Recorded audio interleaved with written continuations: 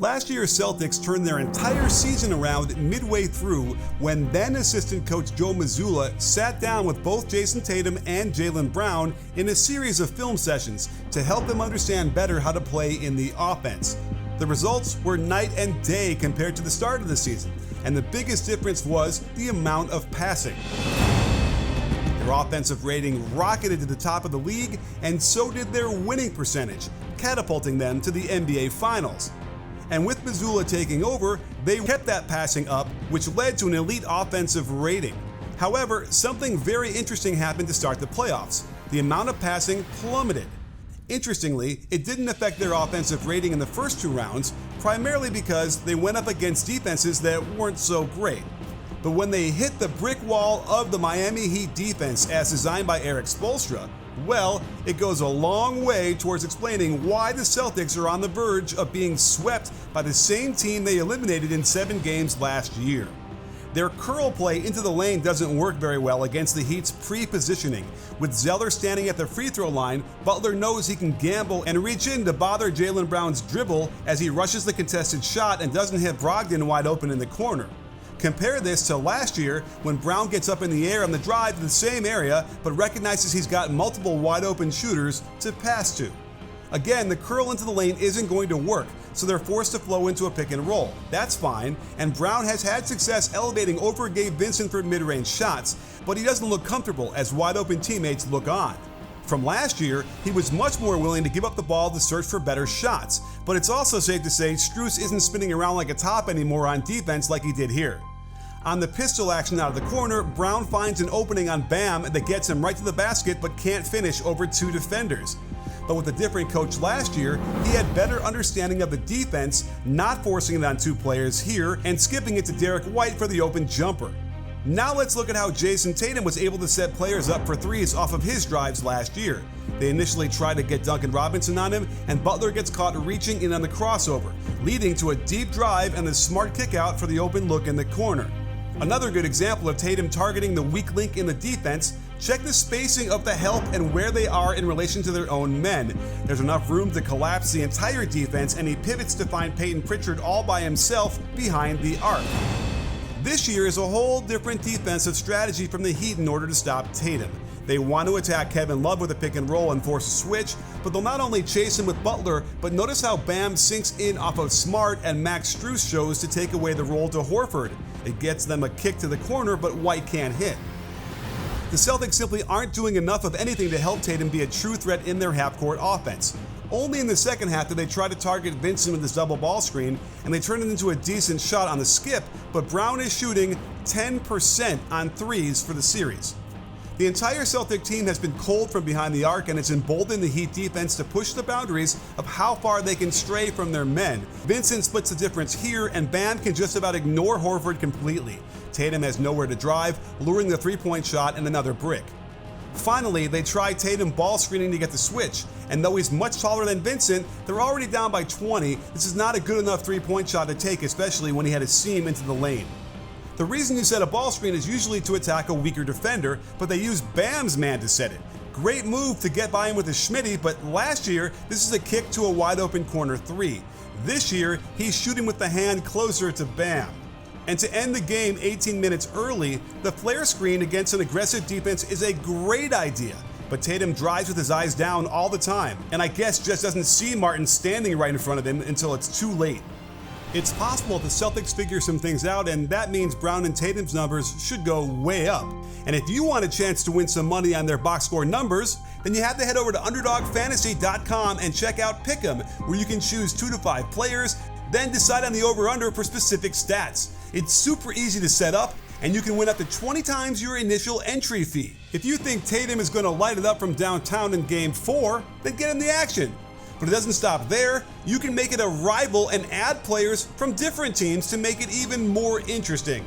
They've also got drafts where you can compete against me. You think you got what it takes? If you click on the link below and use my promo code BBALL, you'll get a deposit match of up to $100. So if you want a chance to get up to 20 times your money or beat me in a draft, you've got to check out Underdog Fantasy. Use my code BBALL, Get up to $100 in matching deposits, then you'll have a chance to win money and more fully understand why they're not passing as much is because of turnovers. And if you're easily triggered, you might want to look away because some of these are doozies.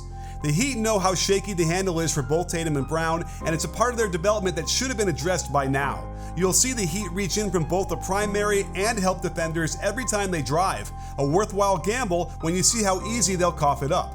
Watch out, Jimmy jumps at him on the spin move, but Tatum is so intent on drawing a foul that he extends his arms out, crashes into Martin, and just drops the ball to Bam before wildly flailing and kicking him in the head. With Brown, they're even more daring, with both defenders from one pass away stunting at him, but that's unnecessary as he hurls himself into Jimmy desperate for a bailout call that never comes. Butler keeps dismantling this team on both sides of the ball. While the Heat continue to present two defenders to Tatum on the pick and roll, when he leaves his feet to skip it to the corner, Jimmy had been hiding behind the roll man, and to Tatum it probably felt like he appeared out of nowhere to steal this pass. More eyes down to reject the screen to the side where there are two defenders standing there waiting to reach in every chance they get. It got so bad down the stretch in Game 1 that he couldn't even get by Max Strus with a series of dribble combinations, but part of the reason is that Caleb Martin is practically ignoring Marcus Smart until Tatum tries to step in and draw a foul before just throwing the ball to Butler. Knowing the pass isn't likely to be made, check how Vincent stunts to reach into the ball and Cody Martin slides down off of Smart. Tatum's eyes are down and doesn't see him until it's too late and he takes an extra step. If their offensive issues weren't enough, the Heat have completely exploited their defense to outshoot them so severely behind the line in each game that there's no way the Celtics will win a game, even when they made one more than the Heat in Game 2. Just look at the difference in the way Butler leverages the offense to benefit everybody. They easily force the switch of Robert Williams onto him despite enough room for Brown to have stepped through. If this were the Heat defense, they'd be presenting two other defenders at him with 1 foot in the paint. Instead, he does the same move every time, a between-the-legs dribble into an immediate acceleration, with White utterly clueless as to where the ball is until it's halfway to the hoop and swishing through the net. One of my favorite actions in the Heat offense is when they run get, or what I call pinch post. The pass, then sprint into handoff right back. Simply by showing the left-right footwork of a jump shot, both defenders converge to Lowry, who quickly hits the roll, and they have a 3-on-2 fast break. Smart is walking towards the free throw line, and while the best rotation would have been Horford closing to where the pass went, Smart could have read this better and gotten to Vincent 2 steps earlier. On this step-up screen, White's only job is to keep the ball along the sideline and chase around the screen. Instead, the nice jab step by Duncan Robinson gets him into the middle. If this were the Heat defense, Tatum would be here dissuading the drive before it ever got started. Instead, they screw up the rotation anyway. Normally, it would be the lowest guy rotating up to stop the ball and Smart splitting the difference between the two players on the weak side. But okay, Smart steps up first. That means Brown is the guy who must close out to the first pass. There is no way Smart could ever help with the dotted line and get to the shooter on the left wing in time. With Jimmy back on the floor and this game already out of hand, another delayed dribble through the legs easily gets him by White, but look at Brown. Take a page from the Heat defense, man. Get an early help and use your great quickness to recover back to the shooter if it's past there. I'm not even sure what Smart is trying to get him to do here, but it makes him 2 steps late in reacting to the drive. This isn't even his help. Watch what Grant Williams does here. While guarding Zeller, why would he cheat this high so early on what he must think was going to be a ball screen? Williams would have been right there to help, and they would have had 2 defenders to match up to the 2 shooters on the left side. Can you hear me shaking my head? Sometimes Smart will try to be very vocal and demonstrative to make it look like he's quarterbacking the defense, but it happens from time to time that he ends up screwing up the defense because of it. He turns his head perhaps to tell someone that he's going to double the post, but that's not where the double should be coming from. Horford is the guy who does it properly, and as a result, Smart wanders down below the free throw line and poor Horford has to try and get out to an elite shooter. We got even more of the Marcus Smart experience with one of the more foolish shot attempts I think I've ever seen, praying that maybe the referee would call a foul on a post-up fadeaway lob bank shot. Grant Williams already knows how this is going to end, and Horford realizes that Tatum has no intention of picking up the streaking Martin, leaving him stuck in no man's land as Vincent is shooting a practice shot and the game was over. While Joe Mazzulla couldn't have predicted that the Celtics would go into a team-wide shooting tailspin, a lot of it is related to how his team is trying to attack the aggressively early help position of the Miami Heat's defense.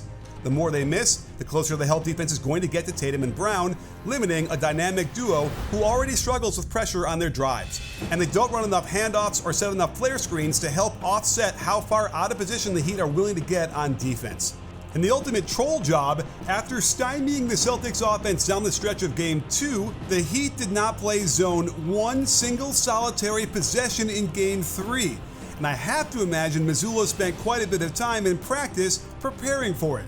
As a result, this series probably ends in a sweep, and I suspect triggers a major overhaul of this team that not only would include the coach, but I'd recommend some players too. While I think Tatum and Brown proved they could thrive alongside each other, it's possible Brown needs a change of scenery, and I think if you have Marcus Smart starting for your team and playing major minutes, there's a ceiling that will limit how far you can go.